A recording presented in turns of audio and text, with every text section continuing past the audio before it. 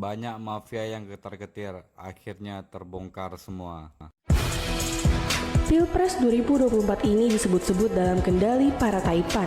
Bisakah kontestasi pemilu lepas dari kepentingan oligark?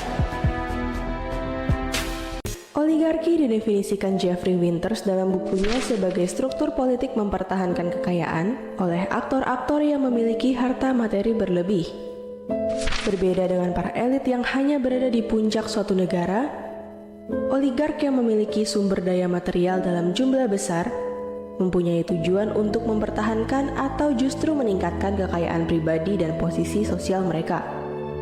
Dalam catatan jaringan advokasi tambang, disebutkan setidaknya terdapat 41 konglomerat terafiliasi tambang yang menunjukkan dukungannya kepada salah satu dari ketiga paslon di Pilpres 2024.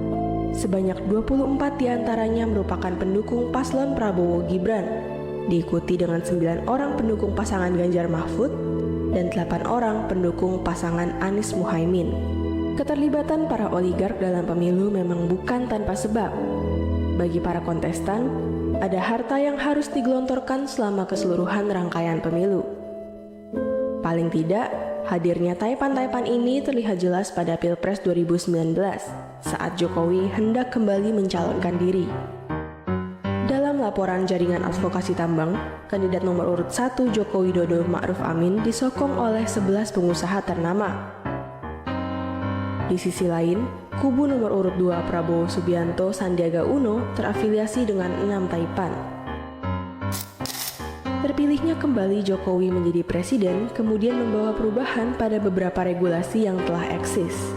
Kurang lebih terdapat 4 pengesahan undang-undang yang kontroversial selama periode kedua Jokowi berkuasa, seperti UU Cipta Kerja, hingga diterbitkannya peraturan pemerintah pengganti Undang-Undang Nomor 2 Tahun 2022, UU Nomor 3 Tahun 2020 mengenai perubahan UU Pertambangan Mineral dan Batubara, UU Nomor 21 Tahun 2023 tentang perubahan UU Ibu Kota Negara, serta UU Nomor 19 Tahun 2019 berupa perubahan UU KPK. Menurut mantan Wakil Menteri Hukum dan Hak Asasi Manusia Denny Indrayana, dividen politik yang bisa diterima oleh para oligark berupa regulasi yang menguntungkan perusahaan dan melindungi mereka dari ancaman kasus-kasus hukum. Perpu UU Cipta Kerja, revisi UU Minerba, dan revisi UU IKN merupakan beberapa contoh undang-undang yang menguntungkan para taipan. Di sisi lain, pelemahan fungsi KPK disinyalir dapat menjadi tameng bagi mereka untuk melancarkan kepentingan individu. Keberhasilan para oligark dalam menjalankan agenda korporasi melalui kerjasama dengan para pelaku politik bisa jadi melanggengkan niat mereka untuk kembali mendanai paslon yang didukung Jokowi. Berjalannya pemerintahan di Indonesia ini rupanya tidak asing dengan aksi penangkapan negara atau state capture corruption. Karena jika ditarik balik, fenomena ini sudah berlangsung sejak era Orde Baru. Dengan menangkap sebuah negara, para oligark bisa menggunakan lembaga milik negara demi keuntungan dan kepentingan mereka. Jadi ini adalah mendayagunakan peran negara itu dalam referensi ini adalah terkait dengan pembentukan peraturan perundangan.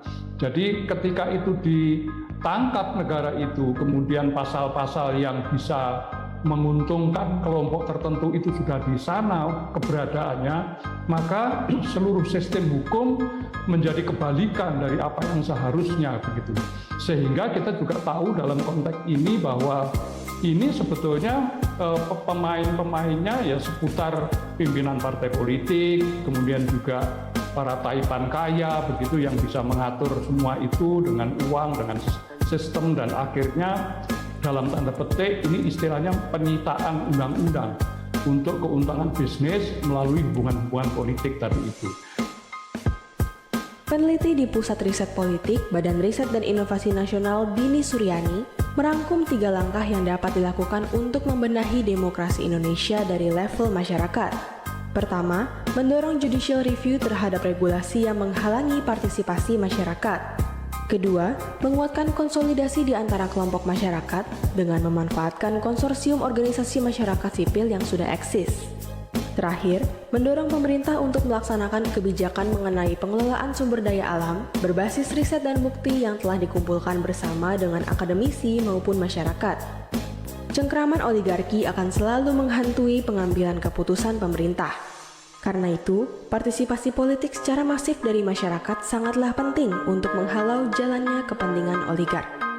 Jangan sampai oligarki menguasai negara kita.